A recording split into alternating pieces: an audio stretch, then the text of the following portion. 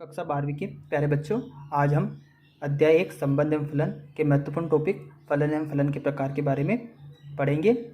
आइए फलन किसे कहते हैं उसे समझते हैं। मान ली जाए कि दो समुच्चय x और समुच्चय y है। समुच्चय x के अवयव 1, 2 और 3 है और समुच्चय y के अवयव x, y, z है। जब समुच्चय x के प्रत्येक अवयव का समुच्चय y में एक अद्वितीय प्रतिबिंब बनता है तो उसे हम फलन कहते हैं। यहाँ समुच्चय x के अवयव 1 का y के अंदर प्रतिबिंब x है, 2 का y के अंदर प्रतिबिंब y है, 3 का z है, तो इसे हम एक फलन कहते हैं। आइए कुछ उदाहरण पर विचार करते हैं कि यहाँ यह जान लेना भी आवश्यक है कि समुच्चय x के दो अवयवों का y के अंदर एक प्रतिबिंब हो सकता है। समुच्चय x के किन्हीं दो अवयवों का y के अंदर एक प्रतिबिंब हो सकता है। जैसे यहाँ बन रहा है कि x, 1 का प्रतिबिंब भी x है, 2 का प्रतिबिंब भी x है और 3 का प्रतिबिंब y है, तो इसे हम फलन कहते हैं। परंतु समुच्चय x के दो अलग अलग अवयवों का y के अंदर एक प्रतिबिंब नहीं हो सकता। जैसा कि यहाँ बन रहा है कि समुच्चय x का पहले अवयव 1 का प्रतिबिंब x है, जबकि 2 के दो अलग अलग प्रतिबिंब y के अंदर बन रहे हैं। 2 के y के साथ y भी प्रतिबिंब है और z भी प्रतिबिंब है, जो नहीं हो सकता है, तो यह एक फलन नहीं कहलाता है। इस प्रकार हम फलन की परिभाषा दे सकते हैं कि समुच्चय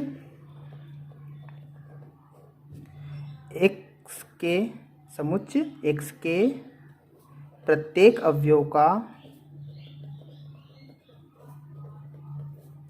समुच्चय y में एक अद्वितीय प्रतिबिंब बनता है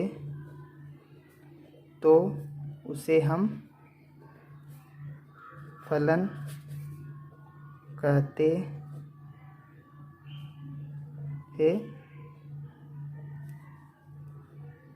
तथा इसे एक mapping x tends to y से प्रदर्शित करते हैं।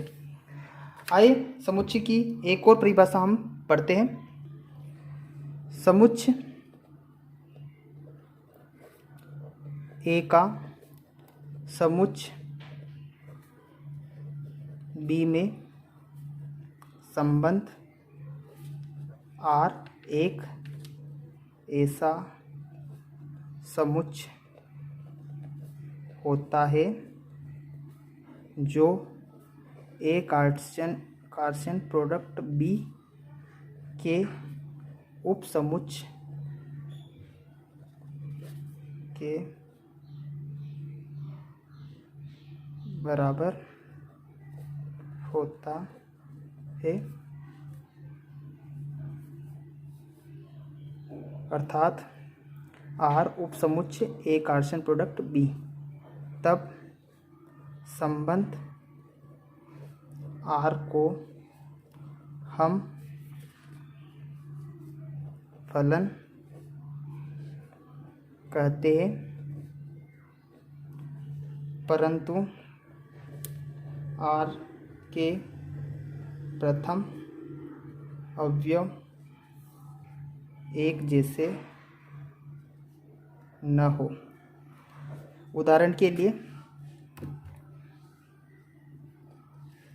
संबंध R फलन कहलाता है जब संबंध R इस प्रकार हो कि A कार्टेशियन प्रोडक्ट B के क्रमित युग्म, जैसे 1 का संबंध 3 के साथ है और 2 का संबंध 4 के साथ है। यहाँ तो इसे हम फलन कहते हैं। यहाँ हमें ये ध्यान रखना है कि ये जो संबंध है क्रमित युग्म के रूप में, इस क्रमित युग्म के प्रथम अवयव एक जैसे नहीं होना चाहिए, तो वह संबंध फलन कहलाता है। इस प्रकार समुच्चय A का समुच्चय B में संबंध R एक ऐसा समुच्चय होता है जो A कार्टेशियन प्रोडक्ट B के उपसमुच्चय के बराबर होता है। अर्थात R जो संबंध होता है वो A कार्टेशियन प्रोडक्ट का उपसमुच्चय होता है, तब संबंध R को ही हम क्या कहते हैं, फलन कहते हैं। परंतु हमें इस बात का ध्यान रखना है कि जो संबंध R बना हुआ है उसके जो क्रमित युग्म है उनके प्रथम अवयव एक जैसे नहीं होना चाहिए। अगर ये प्रथम अवयव एक जैसे होते हैं तो वह फलन नहीं होता है। मुख्य रूप से फलन 4 प्रकार के होते हैं, जिसमें पहला एकेकी अथवा एक एक फलन,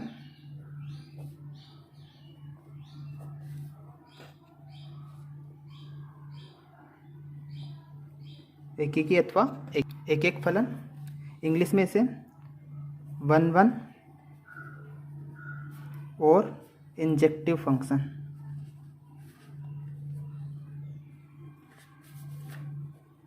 फंक्शन बोला जाता है।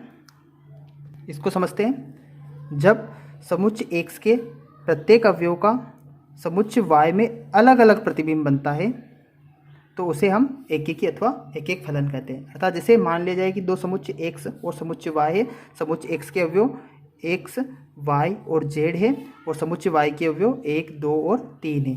जब समुच्चय x के प्रत्येक अवयव का समुच्चय y में अलग अलग प्रतिबिंब बनता है तो उसे हम एकेकी अथवा एक एक फलन कहते हैं। जैसे मान लिया जाए कि x का प्रतिबिंब 3 है, y का प्रतिबिंब 1 है और z का प्रतिबिंब 2 है, तो उसे हम एकेकी अथवा एक एक फलन कहते हैं। इस प्रकार इसको लिख सकते हैं कि समुच्चय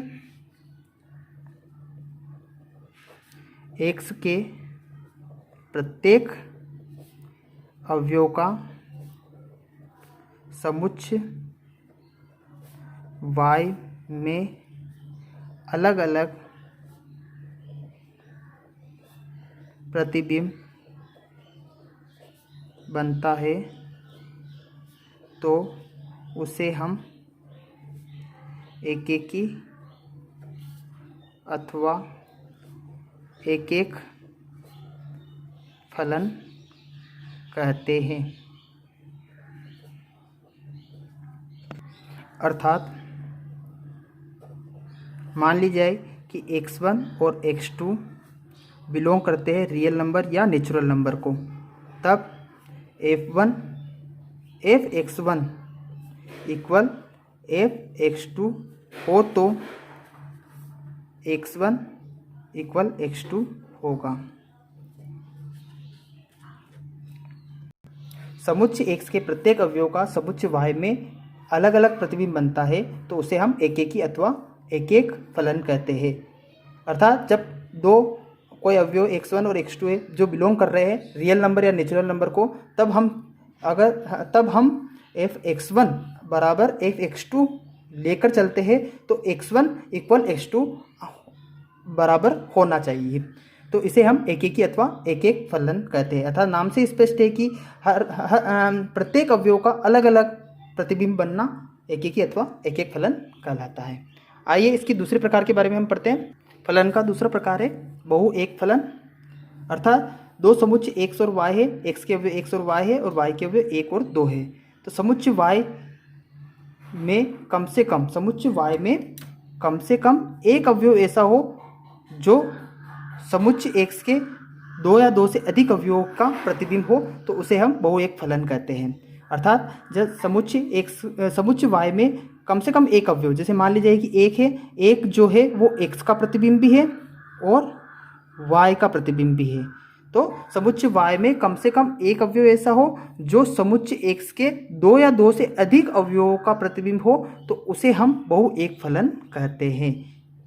मैनी वन फंक्शन, जैसे कि नाम से स्पष्ट है कि x के 2 या 2 से अधिक अवयवों की केवल y के अंदर एक ही इमेज है, 2 या 2 से अधिक अवयवों की y के अंदर अगर एक ही इमेज होती है तो उसे मैनी वन फंक्शन या बहु एक फलन कहते हैं। जबकि एकेकी फलन में हमने पढ़ा था कि प्रत्येक अवयव की y के अंदर अलग अलग इमेज होती है, जबकि बहु एक फलन में कि y में कम से कम एक अवयव ऐसा होता है जिसकी x के 2 या 2 से अधिक अवयवों का प्रतिबिंब होता है, यानी y का कम से कम एक अवयव ऐसा होता है जो x के 2 या 2 से अधिक अवयवों का प्रतिबिंब होता है, तो उसे हम बहु एक फलन कहते हैं। इसको परिभाषा के रूप में लिख सकते हैं कि समुच्चय y में कम से कम एक अवयव ऐसा हो जो x के दो या दो से अधिक अवयव का प्रतिबिंब हो तो उसे हम बहुएक फलन कहते हैं।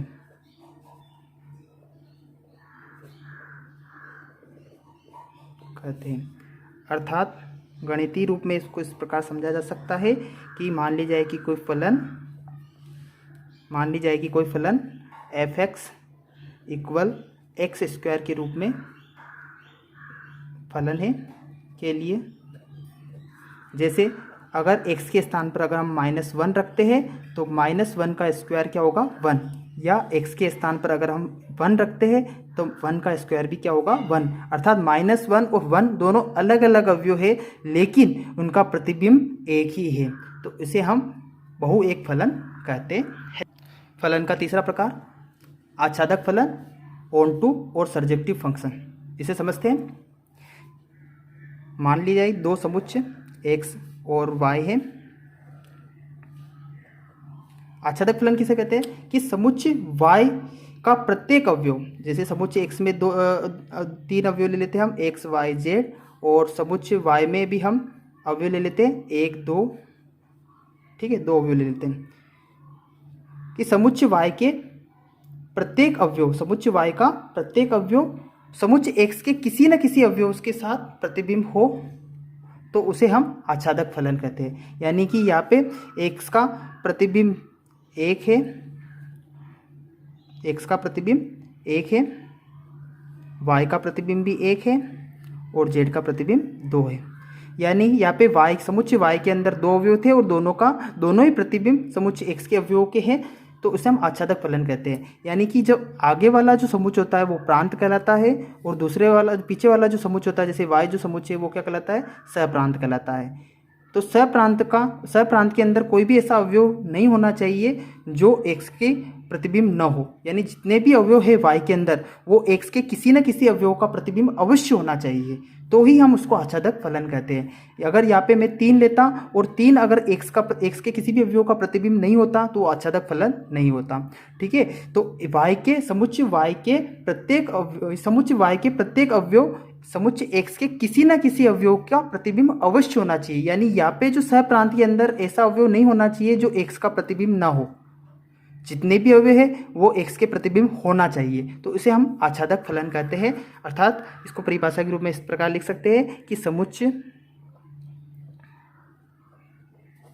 y का प्रत्येक अवयव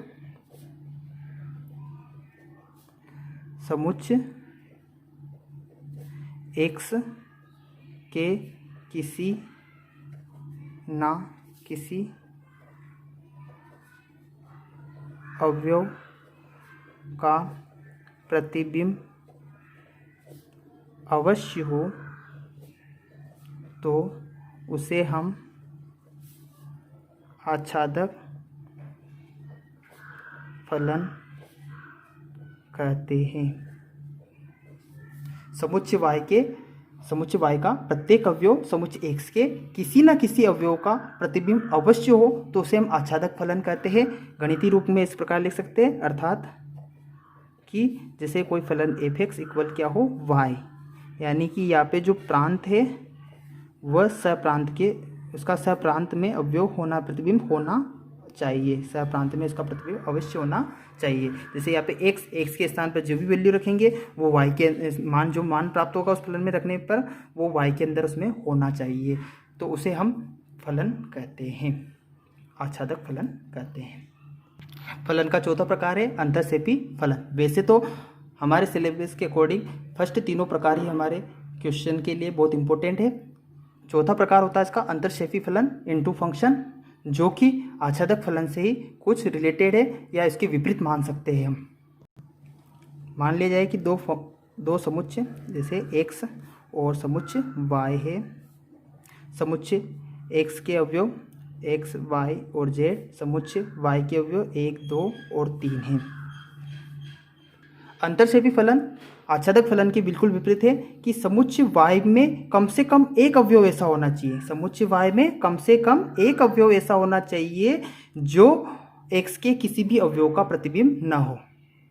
आच्छादक फलन में हमने पढ़ा था कि समुच्चय y का प्रत्येक अवयव समुच्चय x के किसी न किसी अवयव का प्रतिबिंब अवश्य होना चाहिए, जबकि इसके विपरीत कि समुच्चय y का कम से कम एक अवयव एक ऐसा हो जो x के किसी भी अवयव से संबंधित ना हो। जैसे यहाँ x का प्रतिबिंब 1 है, y का प्रतिबिंब भी मान लीजिए 1 है और z का प्रतिबिंब 2 है, लेकिन यहाँ 3 किसी का भी प्रतिबिंब नहीं है।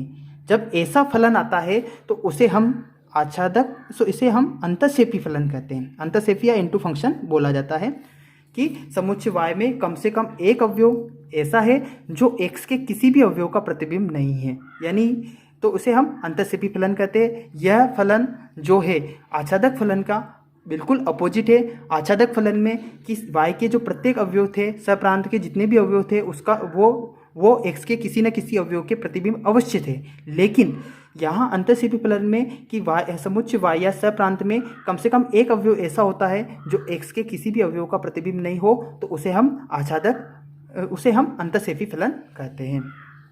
परिभाषा के रूप में इसको इस प्रकार लिखा जा सकता है कि समुच्चय y में कम से कम एक अवयव ऐसा हो जो x के किसी भी अवयव का प्रतिबिंब नहीं हो, तो उसे हम अंतःक्षेपी फलन या इनटू फंक्शन कहते हैं। गणितीय रूप में इस प्रकार लिख सकते हैं, अर्थात जो f(x) आच्छादक फलन में हमने पढ़ा था कि f(x) इक्वल क्या होता है, y होता है, जबकि यहाँ पर जो है f(x) जो होता है y का उपसमुच्चय होता है, यानी प्रांत जो होते हैं प्रांत वो y का क्या होता है, उपसमुच्चय होता है, यानी सहप्रांत का उपसमुच्चय होता है। सहप्रांत यानी उसमें आच्छादक फलन में प्रांत में जितने अवयव होंगे वो उसके प्रतिबिंब x में होते हैं, y में होते हैं, प्रतिबिंब y में होते हैं, सप्रांत में होते हैं। जबकि सप्रांत में कम से कम एक या एक से अधिक भी हो सकते हैं, कम से कम एक तो होना ही चाहिए कि कम से कम एक अवयव ऐसा होता है जो x के किसी भी अवयव का प्रतिबिंब नहीं होता है, तो उसे हम अंतःक्षेपी फलन कहते हैं और f(x) उपसमुच्चय y से प्रदर्शित करते हैं। नेक्स्ट वीडियो में हम इन फलन से संबंधित महत्वपूर्ण प्रश्नों के बारे में पढ़ेंगे, जो कि आपके बोर्ड परीक्षा के हिसाब से बहुत इम्पोर्टेंट है।